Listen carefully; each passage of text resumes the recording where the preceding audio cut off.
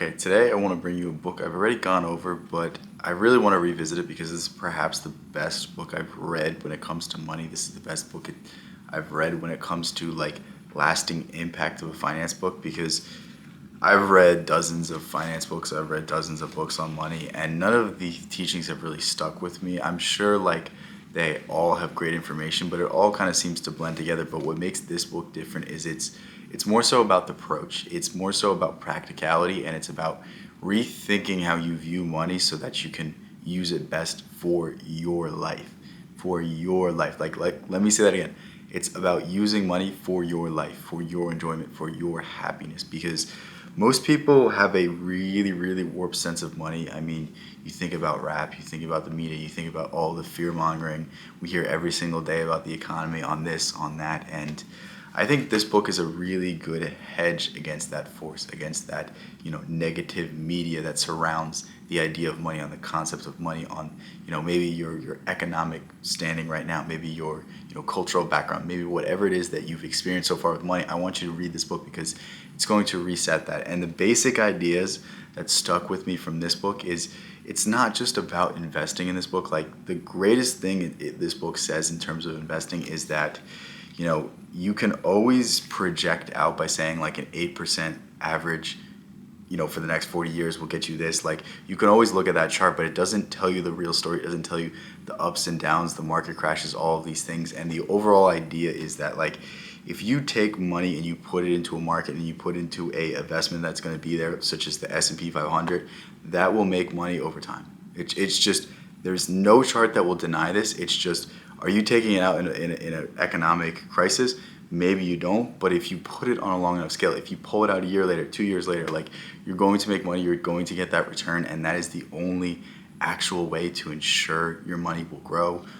Now we can think about inflation. We can think about how inflation is going to affect this, increase on your return and all of that. But I really just think that is the greatest idea. Like investing for the long term, investing to not have to touch the money, set it aside for a rainy day. And this book doesn't get into like Roth IRAs or retirement planning or anything like that, but it's a really great overview for a more long-term mindset in terms of wealth, in terms of creating wealth and preserving it. And it also takes the approach of like, what good is money if you're just blowing it? What good is money if it doesn't give you freedom? Like you should be willing to trade your money and your time and everything that you're putting into your life for freedom. Like there's so many people that make millions and millions and millions of dollars, but they don't have any freedom. They have to be in at a certain time. They get woken up in the middle of the night. Like, is that what you want? Or do you want less money with more freedom? Do you want to, continue to work, or do you want to continue to spend time with your family? And it's about evaluating these circumstances and making smart financial decisions in regards to this, that this book is very, very, very good at. And I really just urge you to pick it up because it's a fun read. It's a quick read, and it's one of the best-selling books in terms of finance for a reason, simply because it's probably the most holistic approach. It really is, and it's a nice, refreshing read when you start reading other books when it comes to finance, when you start looking at all these charts and all of these things, and they try to tell you, like, I have the best system, I have this, I have that, and meanwhile, someone else is saying the exact same thing. I think this book is a very unique take on money, and I really hope that you pick it up because it's going to shape the way that you view money, and it's going to make you view it in a more realistic and a more practical sense, which is really the driving motivation for a lot of the decisions I make now. Like, I don't think like, wow, I have this amount of money, I can, maybe save up for a car. I say, wow, I have this amount of money. This means that, if I keep saving, I might be able to not work for a few years and I can try to get this going full time. I could try to do this full time. I could, spend time with my girlfriend. I could spend time doing this. I could, maybe buy a really nice thing for my parents because they give me so much. They've allowed me to, basically live rent free for so long. Like, you know what I mean? It's like, I want to give back. I want to be able to do things for people. But like, if I go out and blow all of my money on something that I don't need, like, that was the old me. I need to change. Like, I need to be smarter. I need to see my money as my time. And I can always trade more time until it's too late. And that's the biggest issue with most people. Most people work their entire lives and never enjoy the money they make, never enjoy the freedom that their work has provided them. And I think this book really will change your idea on this. I'll link it in the description. I'll also link my other videos on this book because I think I did more in-depth analysis. I think I explained more of the like the content of this book, but I really just wanted to give an overview and give you a reason to read this book because it is a very, very, very good book. So link to that will be in the description. I'll link my Discord there as well if you want to know when I'm streaming.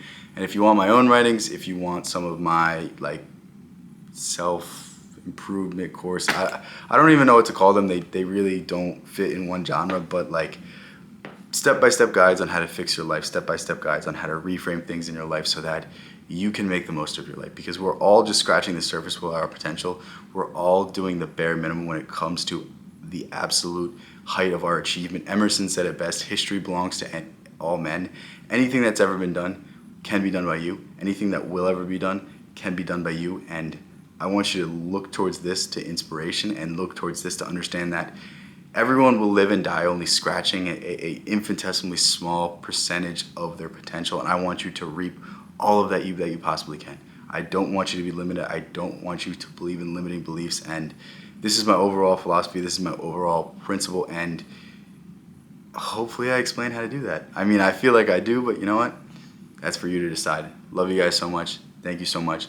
Peace out. I cannot appreciate you guys enough for all the support you've given me, all of the times where I was losing my motivation for this, I was losing my joy for this, and then I get a comment like, dude, I love your channel, thank you so much. So it's just like you guys are the guys that keep me going. You guys are the ones that ensure that this will continue to grow, that this will continue to keep going, and we will continue to share new ideas, new books, and hopefully new perspectives, because that's what it's about. It's about, you know, being able to open yourself up to a new worldview, being able to open yourself up to a new way of thinking. And yeah, thank you guys.